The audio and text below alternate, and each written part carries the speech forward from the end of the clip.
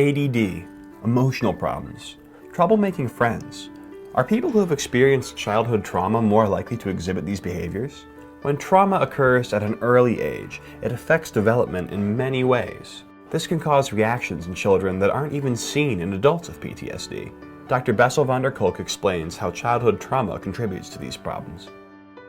We are really beginning to develop a discipline of childhood trauma.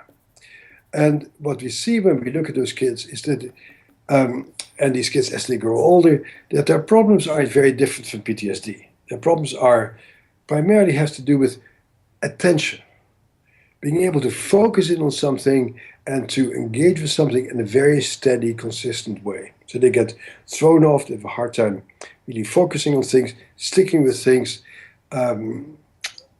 concentrating on things, filtering irrelevant stuff out, so they get hijacked.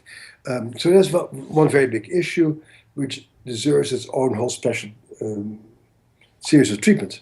The second thing is the core issue of affect regulation. And that is that we have our emotions in order to tell us what to do and where to go, to orient our bodies, our minds to the reality around us.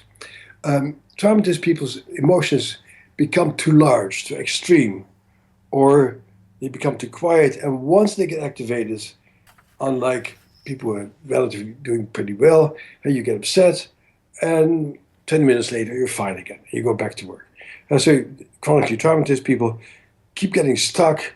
Something happened yesterday, and today they're still out of sorts about it, and tomorrow they're still out of sorts about it, and their whole weekend is hijacked by something that happened, and then they deal with that hijacking by trying to calm themselves down in any way they can.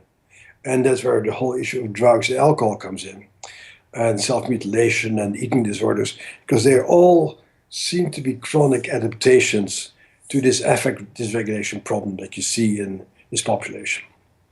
The third area is in the area of relationships. So if somebody has messed with you, you have a basic perception of the world that people will hurt you, will make you not feel safe, that you're helpless, that people are going to mess with you. So you position yourself in the world as somebody who should always protect herself, or as somebody who should be aggressive or arrogant or distant or dependent and compliant and please everybody, because if you stand up for yourself, terrible things will happen to yourself. And so there's the main sort of three different areas. So it's not about memory, but it's the formation of the self, the brain, the mind, and bodily.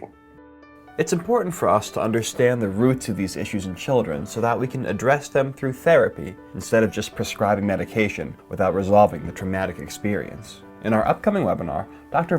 Kolk will share why it's vital to recognize developmental trauma so that children aren't misdiagnosed and given the wrong intervention.